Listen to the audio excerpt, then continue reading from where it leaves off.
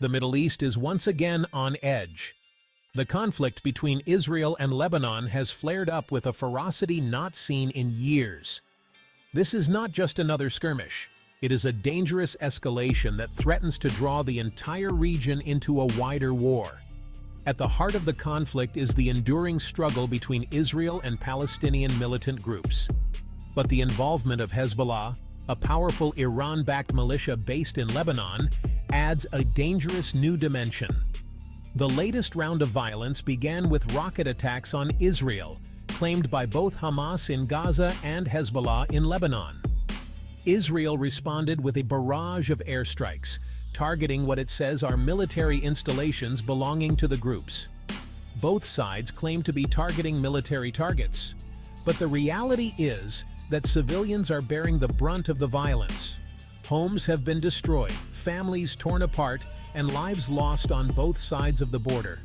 The international community is watching with growing alarm. The United Nations has called for an immediate ceasefire, warning that the situation is spiraling out of control. But so far, those pleas have fallen on deaf ears. Both sides seem determined to escalate the conflict, raising fears of a humanitarian catastrophe. The world holds its breath, hoping for a miracle that can stop the bloodshed before it's too late.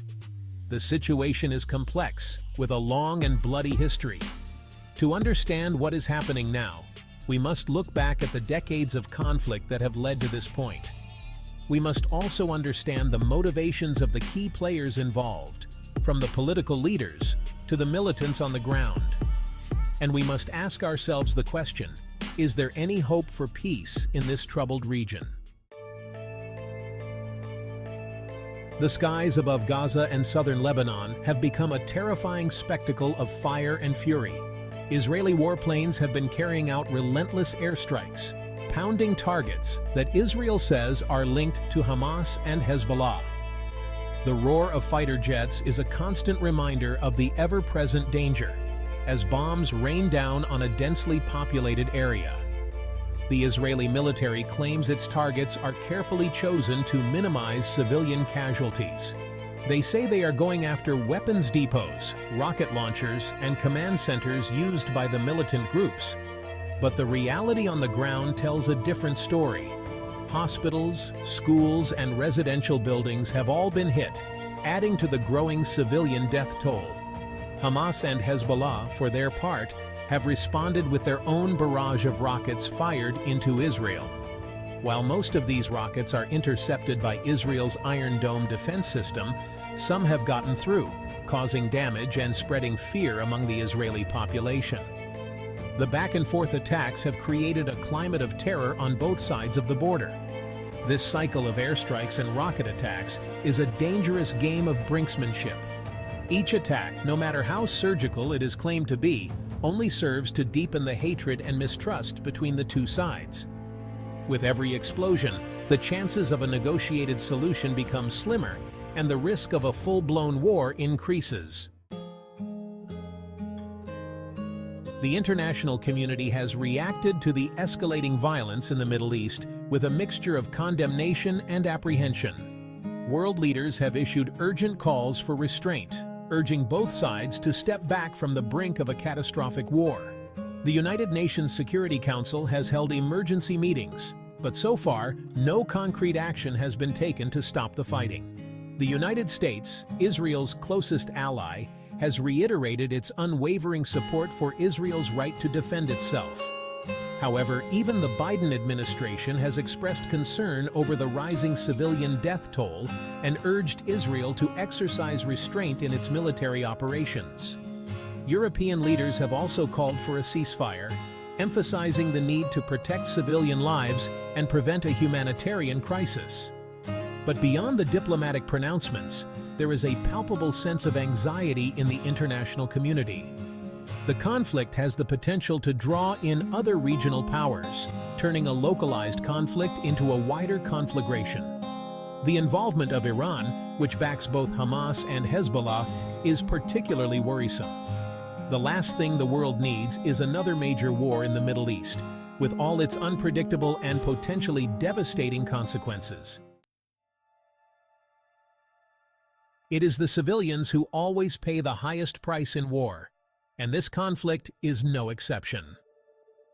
In Gaza, a densely populated enclave already suffering from a humanitarian crisis, the Israeli airstrikes have caused widespread destruction and displacement. Hospitals are overwhelmed with casualties, many of them women and children. The streets are filled with rubble, and the air is thick with smoke and the stench of death.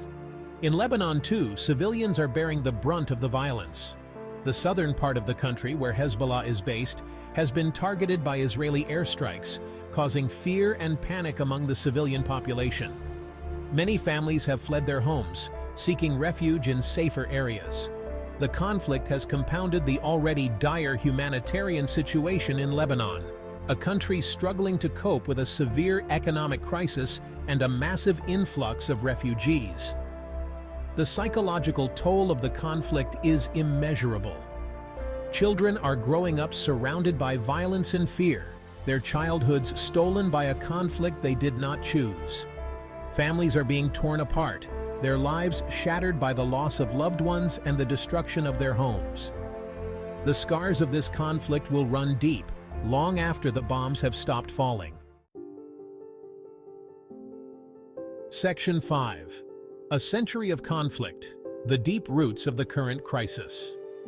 To understand the current conflict, one must delve into the long and complex history of the Israeli-Palestinian conflict. The roots of this conflict can be traced back to the early 20th century, with the rise of Zionism, a movement advocating for the establishment of a Jewish state in Palestine, and Arab nationalism, which opposed Jewish immigration and land purchases in the region.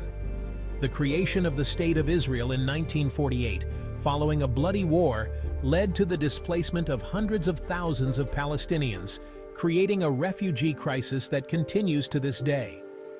The issue of Palestinian statehood, the status of Jerusalem, and the expansion of Israeli settlements in the occupied West Bank have been major points of contention ever since.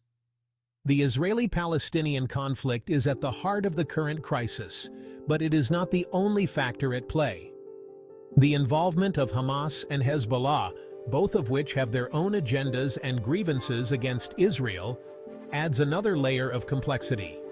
The regional dynamics, including the rivalry between Iran and Saudi Arabia and the ongoing civil war in Syria, also play a role in shaping the conflict.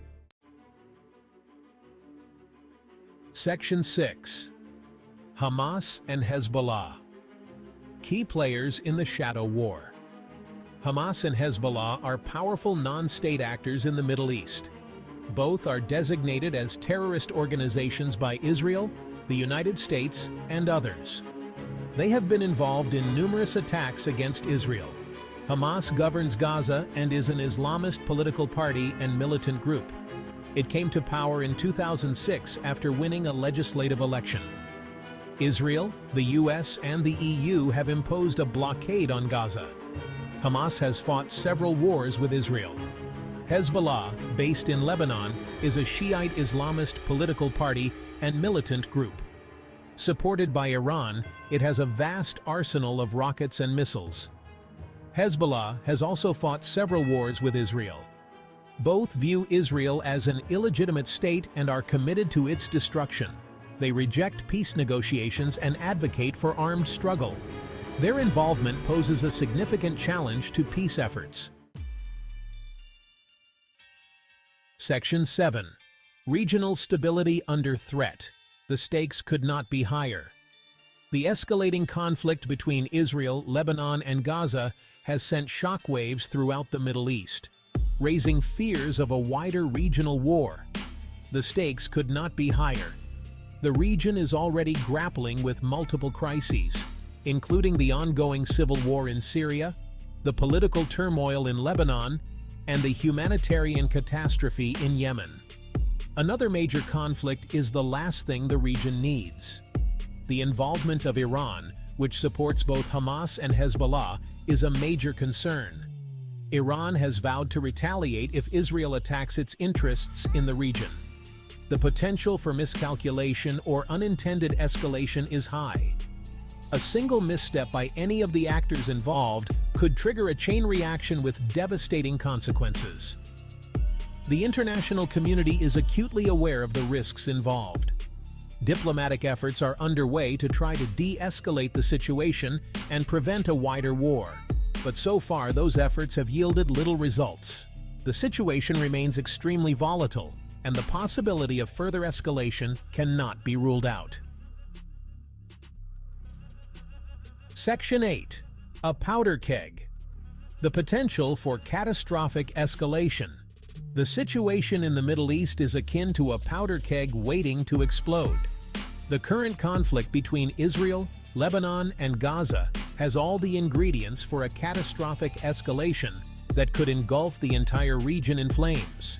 The potential for miscalculation, unintended consequences, and the involvement of external actors is creating a dangerous and unpredictable dynamic. The international community is watching with bated breath, hoping that cooler heads will prevail. But the reality is that all sides seem locked in a deadly embrace, driven by their own narratives of grievance, victimhood, and a thirst for revenge. The cycle of violence, once set in motion, is difficult to break.